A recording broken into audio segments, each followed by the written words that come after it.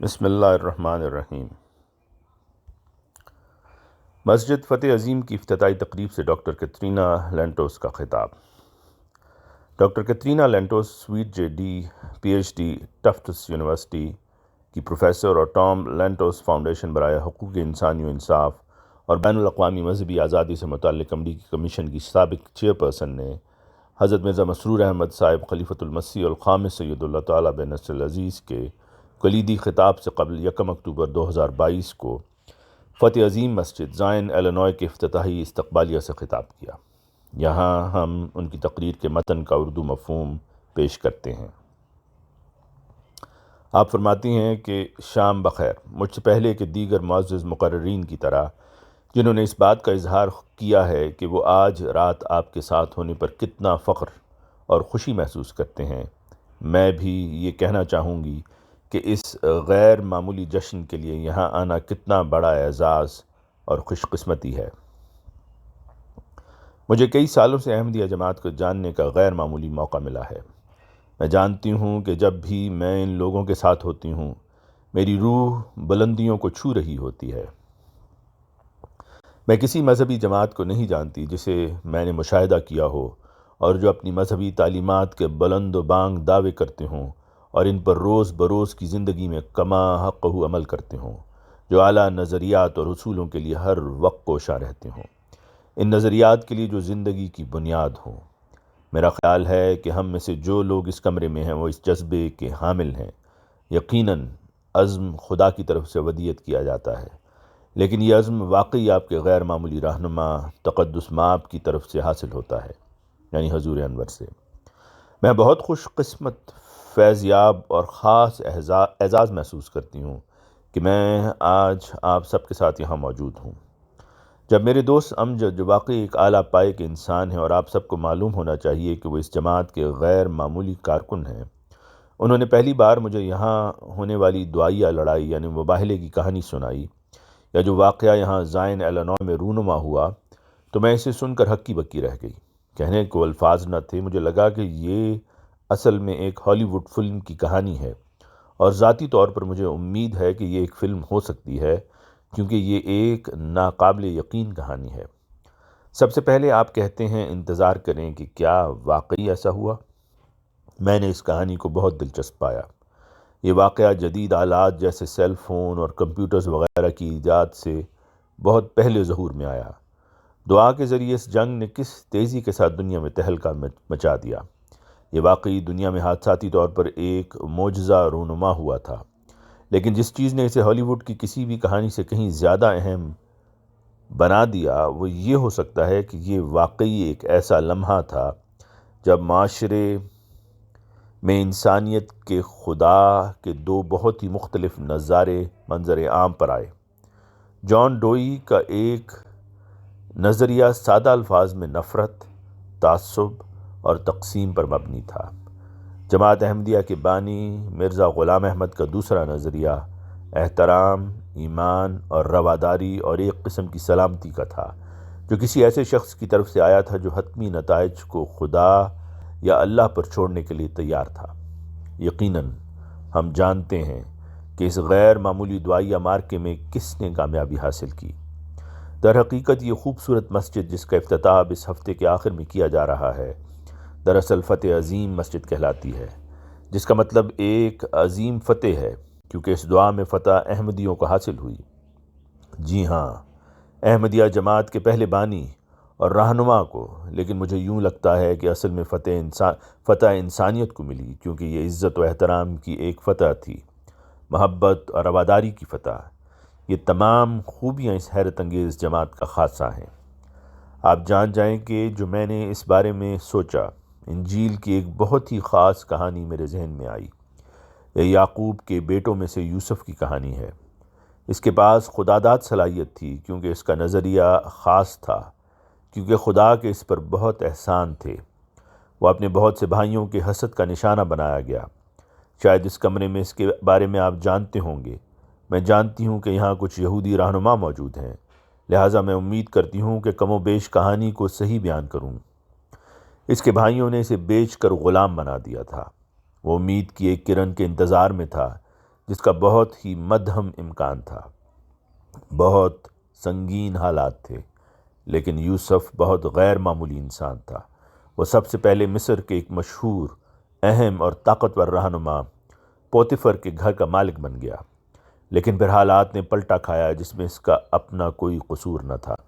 اس پر جھوٹا الزام لگا کر جیل میں ڈال دیا گیا، لہٰذا اس کی یہ زندگی ایک محبوب اور شاید پسندیدہ بیٹے ہونے اور غلامی میں فروخت ہونے کے درمیان آگے پیچھے گھومتی ہے۔ پھر نمایاں طور پر اسے شہرت ملی، دوبارہ جھوٹا الزام لگا کر اسے جیل کی سلاخوں کے پیچھے ڈالا گیا، لیکن یوسف نے ان تمام مصائب کے باوجود اپنے ایمان کو قائم رکھا۔ وہ وقت کے ساتھ ساتھ اپنی خوبیوں پر قائم رہا۔ ایک بار پھر اس کے لیے عظیم اور غیر معمولی طاقت کے عہدے پر پہنچنے کا دروازہ کھولا گیا۔ اس نے فرعون کے خوابوں کی تعبیریں بیان کیں جو اور کوئی نہ سمجھ سکتا تھا۔ مصر کے تمام جادوگر اور دیگر عقل مند اس معاملے میں ناکام ہو چکے تھے۔ اس نے خدا سے دعا کی اور اسے خوابوں کی تعبیریں سمجھ آ گئیں۔ وہ فرعون کے بعد مصر کا سب سے طاقتور شخص بن گیا۔ جیسا کہ آپ کہانی کو یاد کریں گے، 7 سال کی خوشحالی کے بعد 7 سال کا قحط آیا۔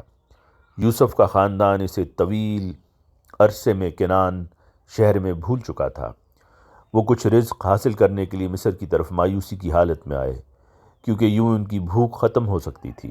یوسف نے اپنے بھائیوں کو پہچان لیا، لیکن انہوں نے اسے نہ پہچانا۔ آخر کار خدا نے ان سے مشکل حالات میں اس کو اپنے خاندان کو بچانے کا ذریعہ بنایا۔ انہوں نے جماعت احمدیہ کے جذبے کی طرح ان لوگوں کو معاف کر دیا جنہوں نے اس کے ساتھ بہت برا سلوک کیا تھا۔ اس کے بھائی جنہوں نے اسے دھوکہ دیا تھا وہ سکتے میں آ گئے۔ اس نے ان سے بہت اعلیٰ اور خوبصورت بات کہی۔ اس نے ان کے اعمال کے بارے میں بات کرتے ہوئے کہا کہ انہوں نے اسے غلام بنانے کے لیے فروخت کیا، انہوں نے اس کے لیے برائی چاہی، لیکن خدا نے اسے بھلائی میں بدل دیا۔ جب میں اس خوبصورت مسجد کو دیکھتی ہوں تو میں اس کے بارے میں سوچتی ہوں، اب اسی جگہ زائن ایلینوائے میں یہ تعمیر کی گئی ہے جہاں دعا کا مقابلہ دنیا کے سامنے ظاہر ہوا۔ جان ڈوئی نے برائی چاہی، لیکن خدا نے اچھائی کا بول بالا کیا۔ یہ عظیم فتح احمدی لوگوں کے حصے میں آئی۔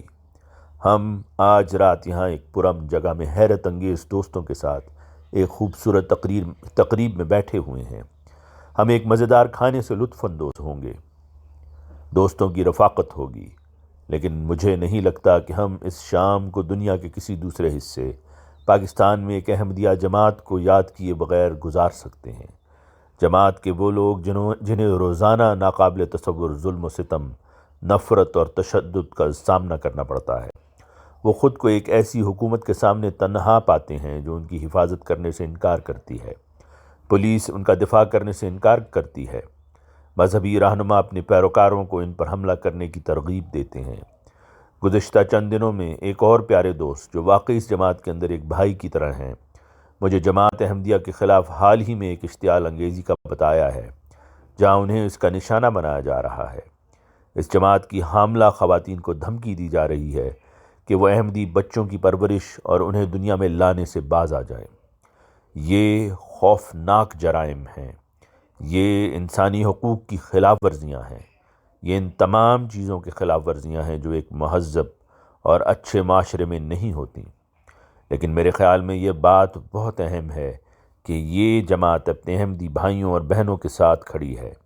ہم ان کی مذہبی جماعت میں شامل نہیں، لیکن ان کی اس مشکل گھڑی میں ان کے ساتھ کھڑے ہیں۔ آپ جان جائیں گے کہ میں نے حال ہی میں برطانیہ کے بارے میں ایک بہت معیاری کتاب کا مطالعہ کیا ہے۔ دوسری جنگ عظیم کے دوران میں اور اس عرصے کے دوران میں جب یورپ کا بیشتر حصہ نازی فوج اور ان کی جنگی قوت کے قبضے میں چلا گیا تھا، اس فوج کشی نے پورے یورپ کا احاطہ کر رکھا تھا اور برطانیہ واقعی تنہا ہو گیا تھا۔ لیکن آپ جانتے تھے کہ وہ اس طاقت کے خلاف ہمیشہ کے لیے تنہا کھڑا نہیں رہ سکتا۔ ونسٹن چرچل اس وقت برطانیہ کا وزیر اعظم تھا۔ وہ جانتا تھا کہ سب کچھ اس بات پر منحصر ہے کہ آیا امریکہ، وہ ملک جس میں ہم آج رہتے ہیں، آزادی کی یہ سرزمین جہاں ہم آزادی کی بہت سی نعمتوں سے لطف اندوز ہوتے ہیں، اس کی مدد کے لیے آئے گا یا برطانیہ اس زبردست جنگجو طاقت سے لڑنے کے لیے تنہا رہ جائے گا۔ امریکی صدر روزویلٹ اس جنگ میں حصہ لینے کی ضرورت کو پوری طرح سمجھتے تھے، لیکن وہ محسوس کرتے تھے کہ ان کے ہاتھ بندھے ہوئے ہیں اور ان کے پاس واقعی اس طرح کی آزادی نہیں۔ وہ خیال کرتے تھے کہ اس وقت امریکہ کو کچھ کرنا چاہیے۔ انہوں نے اپنے قریب ترین قابل اعتماد مشیر ہیری ہاپکنس کو چرچل سے ملنے کے لیے انگلینڈ کا دورہ کرنے کے لیے بھیجا۔ کیا انگریزوں کے پاس عزم ہے؟ ان کی پشت مضبوط ہے؟ ان کے پاس اس وقت تک جنگ جاری رکھنے کے اتنے ذرائع ہیں کہ ریاستہائے متحدہ امریکہ کی طاقت ان کے لیے جنگ میں مددگار بنے؟ چرچل جانتا تھا کہ کیا کچھ داؤ پر لگا ہوا ہے، لہٰذا اس نے ہاپکنس کو وہ سب کچھ دکھایا جو اس کے پاس فوجی طاقت میں تھا۔ برطانیہ کو رات کی بمباری سے جو تباہی کا سامنا کرنا پڑا وہ اسے دکھایا۔ نازی خطروں کو جو لوگ مقابلہ کر رہے تھے ان کے عزم اور ہمت کی کوششیں بتائیں۔ آخرکار وہ آخری رات آئی جب ہاپکنس صدر روزویلٹ کو اپنی رپورٹ پیش کرنے کے لیے ریاستہائے متحدہ امریکہ واپس چلا جائے گا۔ وہ سب آخری رات کے کھانے کے لیے جمع ہوئے تھے۔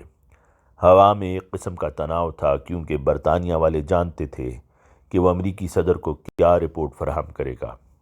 ہاپکنس نے کھڑے ہو کر اپنا گلا صاف کیا اور کہا، میرا خیال ہے کہ آپ سب سوچ رہے ہیں کہ جب میں گھر واپس جاؤں گا تو میں صدر روزویلٹ کو کیا بتاؤں گا۔ کمرے میں سکوت طاری تھا کیونکہ واقعی اس نے ان کے ذہنوں کو پڑھا تھا، جو بالکل وہی ہے جو وہ سوچ رہے تھے۔ اس نے کہا، میں تمہیں صحیفوں کی ایک کتاب سے جواب دوں گا۔ اس کے بعد اس نے پرانے عہد نامے میں سے ایک رود کی کتاب کا حوالہ دیا اور کہا، جہاں تو جائے گی میں جاؤں گی اور جہاں تو رہے گی میں رہوں گی، تیرے لوگ میرے لوگ اور تیرا خدا میرا خدا ہوگا۔ پھر اس نے یہ الفاظ شامل کیے، یہاں تک کہ آخر تک مورخین نے اطلاع دی کہ چرچل رویا تھا کیونکہ اس کے لیے یہ بہت بڑی راحت تھی، لیکن اس کو یقین دہانی کا احساس تھا کہ وہ اکیلا نہیں۔ میں اپنے احمدی بھائیوں اور بہنوں سے یہ کہنا چاہوں گی، کیونکہ واقعی اور صحیح معنوں میں مجھے لگتا ہے کہ ہم سب بھائی اور بہنیں ہیں۔ ہم میں سے جو لوگ آپ کی جماعت سے محبت کرتے ہیں اور ان کی تعریف کرتے ہیں وہ آپ کی زندگی کی اچھائی کو جانتے ہیں۔ آپ کی تعلیمات نیکی اور شرافت ہے کہ آپ پاکستان میں اپنے بھائیوں کے مصائب سے واقف ہیں۔ ہم تم سے کہنا چاہتے ہیں کہ جہاں تو جائے گا میں جاؤں گا اور جہاں تو ٹھہرے گا میں ٹھہروں گا۔ ہم آپ کے ساتھ آخر تک کھڑے رہیں گے۔ ہم آپ کے ساتھ آخر تک کھڑے رہیں گے۔ ہم تم سے محبت کرتے ہیں۔ ہمیں اس شاندار جشن کے لیے یہاں آنے کا اعزاز ملا ہے اور میں آپ سب کو شکریہ ادا کرتی ہوں کہ آپ نے مجھے اس تقریب کا حصہ بنایا۔ شکریہ۔ ترجمہ doctor Mahmood Ahmed Nagi, Columbus, Ohio. آواز مرزا عمران احسن۔